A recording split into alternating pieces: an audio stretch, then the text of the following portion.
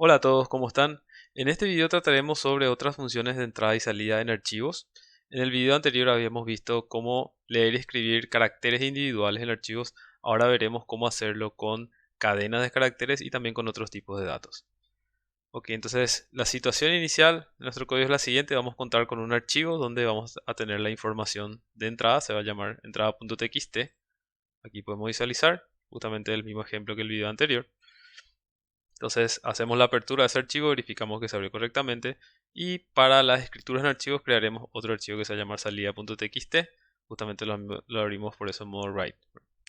Ok, y eso va a ser, el archivo de entrada sería apuntado por fp1 y el archivo de salida por fp2.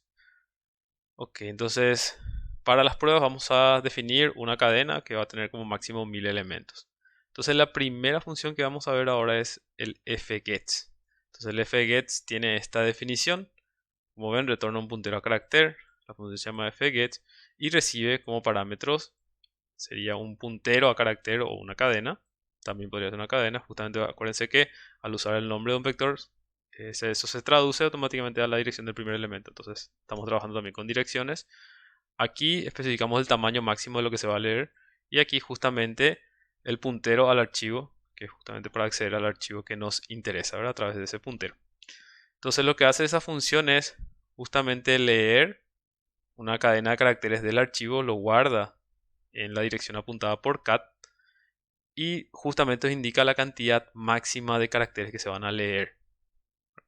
Entonces la función va leyendo los caracteres que están en el archivo desde la posición donde está actualmente fp hasta que encuentre un salto de línea o se supere el tamaño máximo de caracteres menos 1, justamente considerando por el carácter adicional barra invertida 0 en una cadena, o cuando se llega al final del archivo. Si, esta función también retorna algo, justamente retorna la dirección almacenada por cat, si es que la función terminó correctamente, pero si se llegó al final del archivo y en el proceso no se leyó carácter alguno, entonces la función retorna un null. Son cuestiones a tener en cuenta. Generalmente usamos directamente fgets, no almacenamos su resultado en alguna variable, simplemente llamamos a la función y ella se encarga de cargar a la cadena lo que vamos leyendo, ¿verdad? Pero para una necesidad adicional es importante conocer que la función retorna algo. Ok, entonces para leer, vamos a suponer que queremos leer la primera línea y guardarla en la cadena cat. Entonces vamos a llamar a fget y vamos a enviarle justamente cat. Acuérdense que con esto envía la dirección del primer elemento. El tamaño máximo podemos poner 1000 o podemos poner el size of de cat, ¿verdad? Entonces vamos a ponerle size of de cat. Podemos usar eso justamente directamente porque un carácter es un byte. Entonces esto nos va a devolver la cantidad de elementos de cadena. O directamente pueden ponerle 1000 si quieren. Y de dónde queremos leer el archivo apuntado por fp1. Ok, entonces para mostrar en pantalla, ya vamos a tener almacenado en cat. Entonces vamos a imprimir directamente la cadena cat. Ok, entonces justamente nos lee la primera línea del archivo. Ok, entonces si quiero leer la segunda línea hago lo mismo. Entonces al ejecutar vemos que hay líneas vacías intermedias entre cada una de las líneas del archivo original. O sea, si está imprimiendo las dos primeras líneas, pero pone un espacio en el medio. Eso realmente pasa porque el carácter de salto de línea también se guarda en la cadena. Entonces, el fget termina al encontrar un salto de línea y con otras condiciones también, pero en este caso está terminando por los saltos de línea y esos saltos de línea también almacena en la cadena. Entonces, como le agregamos también un barra n en el printf, entonces está imprimiendo un espacio intermedio, una línea vacía intermedia. Entonces eso podemos corregir rápidamente si justamente le eliminamos en el printf, pero el punto es que el fgets también almacena los saltos de línea en la cadena. Ok, entonces ahí volvemos a ejecutar y sí, ya nos imprime así como está en el archivo. Entonces si queremos justamente, por ejemplo, mostrar todas las líneas del archivo en pantalla, podemos hacer algo similar a lo que habíamos visto en el video anterior. Entonces, estas dos instrucciones estarían dentro de un while que va a preguntar si llegamos o no al final del archivo. Entonces, si todavía no llegamos al final, Vamos a seguir entonces ejecutando esas dos instrucciones dentro del while. Ok, entonces en este caso ya tenemos justamente todas las líneas que están en el archivo de entrada.txt. Entonces ese es el uso, el funcionamiento del fget. Ahora, podemos utilizar también otra función que es para escribir una cadena o un archivo, que es fputs. Entonces la sintaxis es fputs devuelve un entero y recibe justamente un puntero a carácter. Podemos enviarle directamente la cadena y también recibe justamente el puntero al archivo donde queremos escribir. Entonces esta función devuelve un valor no negativo si es que pudo hacer la escritura correctamente, y si hubo un error retorna un EOF. Acuérdense que ese es un valor de -1.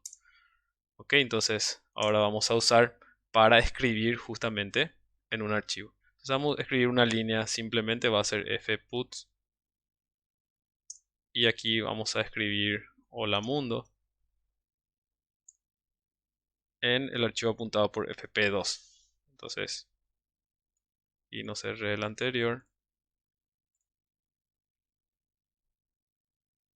ejecuta todo esto, pero ahora lo que nos interesa es ver, es el archivo de salida y tiene el hola mundo que escribimos, ¿verdad? Entonces con eso podemos escribir cadenas a un archivo. ¿Ok? Ahora vamos a ver las funciones fscanf, que es para lectura, y el fprintf, que son prácticamente iguales al scanf y al printf que ya veníamos utilizando hasta ahora, solamente que también deberíamos agregarle ahora el parámetro del puntero archivo para indicar dónde vamos a querer leer o escribir. Entonces el fscanf es prácticamente igual al scanf, o sea, tiene la misma sintaxis, solamente que ahora le vamos a agregar también el puntero archivo. Ok, entonces voy a comentar esta parte. Vamos a usar el mismo archivo de entrada. También voy a comentar. Y aquí vamos a usar lo siguiente: fscanf.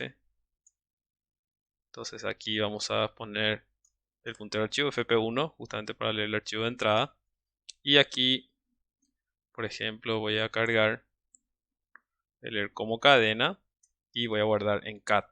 Entonces vamos a ver qué es lo que me imprime en pantalla. O sea, voy a imprimir justamente cat después.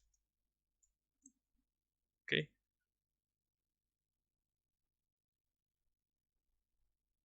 Entonces, como pueden ver aquí en el resultado, o sea, como les decía, se comporta igual como scanf. Acuérdense cuando vimos para usar gets o scanf para leer cadenas. Habíamos dicho que gets leía toda la cadena hasta que escribía un enter, y en cambio el scanf leía la cadena hasta que encuentre un espacio, un tabulador o un salto de línea. Para el fscanf es la misma cosa. De hecho, con fscanf también podemos leer otros tipos de datos. En este caso estoy leyendo como cadena, podría escribirle con un porcentaje de para que transforme directamente lo que está leyendo el archivo de texto a un número, ¿verdad? O porcentaje f para que sea punto flotante. O sea, directamente podemos hacer la conversión de tipo de datos con el fscanf. Entonces sigue las mismas reglas que se cumplían con el scanf, simplemente ahora le agrego el parámetro para el archivo. Entonces si vuelvo a ejecutar el scanf, entonces ahora va a imprimir esta es, o sea, va a ir leyendo palabra por palabra. ¿Por qué? Porque justamente va a ir teniendo en cuenta los espacios y los saltos de líneas y las tabulaciones si es que existen, ¿verdad? Entonces esa es una característica del scanf. Entonces, ¿cuál van a usar? ¿El fget o el fscanf? Depende mucho del problema que están tratando, ¿verdad? Si necesitan trabajar línea por línea, entonces van a usar el fget. Pero si necesitan hacer, o sea, el scanf es bastante útil. ¿Por qué? Porque no se restringe únicamente a trabajar con cadenas, también se puede trabajar con otros tipos de datos. Y vamos a ver un ejemplo de aplicación, ¿verdad? O sea, en archivos va a ser muy común que trabajemos con tablas, ¿verdad? Donde las tablas, digamos, tienen diferentes campos, ¿verdad? Entonces, por ejemplo, puede ser nombre, apellido, edad, semestre, un montón de datos de una persona o de artículos o de lo que sea. Si trabajamos con una base de datos simple, por ejemplo, ¿verdad? Entonces esos datos van a ser diferentes tipos de datos, y con el scanf ya podemos ir separando los campos. O sea, si leemos línea por línea y tiene toda la información, por ejemplo, un alumno, vamos a tener que ir separando manualmente después los campos. En cambio, aplicando continuamente el scanf, ya vamos a ir poder separando los campos. Y vamos a ver un ejemplo ahora de eso. Ok, entonces aquí tengo un programa que básicamente lo que hará es procesar los datos de unos estudiantes. Entonces tenemos el nombre, el apellido, la edad y el promedio. Entonces tenemos dos alumnos, nombre, apellido, edad, promedio. Aquí ven que justamente los nombre y apellido son cadenas, la edad es un entero y el promedio es un punto flotante. Entonces vamos a suponer que defino una estructura. Vamos a estar trabajando mucho con estructuras de archivos. Una estructura que va a tener los siguientes miembros o campos. Una cadena nombre, una cadena apellido, un entero edad y float el promedio, o sea, un número real. Y esto se va a llamar tipo de dato estudiante. Entonces aquí voy a abrir el archivo, como venimos haciendo. Voy a definir una cadena para tener justamente los títulos, nombre, apellido, edad y promedio, así como vienen. Entonces utilizo fget para guardarlo todo eso en una cadena que se va a llamar títulos. Y lo que vamos a hacer en el programa es sumarle 3 al promedio de cada uno de los estudiantes y mostrar en pantalla. O sea, a estos valores le vamos a sumar 3. Y vamos a mostrar el resultado en pantalla, así en el formato en el que viene justamente en el archivo de entrada. Entonces lo que nosotros tenemos que hacer es justamente sacar, obtener el promedio de todos esos, o sea, a partir de todo este archivo. Acuérdense que es un archivo de texto. Entonces deberíamos ser capaces de extraer el promedio de cada estudiante y sumarle 3. Y eso se puede hacer fácilmente con el fscanf. Entonces, ¿cómo haremos eso? Vamos a definir un contador para ir recorriendo los elementos de la tabla. Y aquí, justamente como tenemos dos estudiantes, vamos a igual escribir un for para no repetir el código. Pero básicamente si tenemos n estudiantes haría lo mismo. ¿Y qué hacemos en la primera línea? Aplicamos fscanf. Entonces decimos lo primero que se lee hasta que haya un espacio, tabulación o salto de línea va a ser una cadena y se va a guardar en estudiante.nombre. La segunda parte va a ser otra cadena y se va a guardar estudiante.apellido. La tercera parte voy a leer como número entero y se va a cargar en el miembro de edad del estudiante. Y la última parte se va a leer como un número real o como un punto flotante y se va a cargar en el campo promedio del estudiante. Y a la hora de imprimir los datos, de mostrar en pantalla, voy a mostrar de la misma forma, voy a separar por tabuladores los campos y al final voy a imprimir justamente el promedio con dos decimales, pero a la hora de mostrar le voy a sumar un 3. Entonces lo que hicimos con este scanf, o sea, esto fue la clave. Lo que hizo el scanf fue justamente separar cada uno de los campos, transformarlos ya al tipo de dato con el que quiero operar. Y en este caso lo guardé como campos de una estructura y a partir de ahí pueden hacer un montón de procesamiento. En este caso fue un ejemplo simple de sumarle 3 al promedio. Pero digamos que esto es el punto clave. En cambio, si ustedes leen la línea con fget, va a ser toda una cadena. Van a tener que separar en campos y después transformar otra vez a números si están trabajando con eso. Entonces, usando fscanf fue mucho más simple. Entonces, cuando usamos fget o cuando usamos fscanf depende del problema. Entonces, ahora vamos a mostrar justamente cómo queda. Y ahí nos dice sumaremos 3 al promedio de cada estudiante. Y aquí vemos que tenemos los mismos campos, pero en el promedio justamente le sumó 3. Y eso fue bastante simple de hacer usando fscanf. Entonces tienen que tener en cuenta qué requiere el problema para usar una u otra función. Y por último, el fprintf, que es básicamente igual al printf que veníamos usando. Y aquí vamos a escribir, desde tanto que me parece igual escribir printf. Entonces aquí tenemos que escribir justamente el puntero. Vamos a escribir. Y aquí voy a escribir ya termina el video. Ok, entonces vamos a probar. Entonces sigue haciendo lo anterior, pero el punto es en salida. Ahí pone ya termina el video. O sea, podemos usar fprintf también para guardar cosas, ¿verdad? Y también, digamos que va a transformar a cadena. Si ustedes están trabajando con números, pueden usar justamente fprintf, porcentaje d o porcentaje f. Y lo que ustedes veían antes como una cadena, o sea, como un mensaje en pantalla, lo mismo van a ver ahora dentro del archivo de texto. Entonces ese es el uso del fprintf. Dependiendo del problema que van a resolver, van a decidir qué funciones ir utilizando.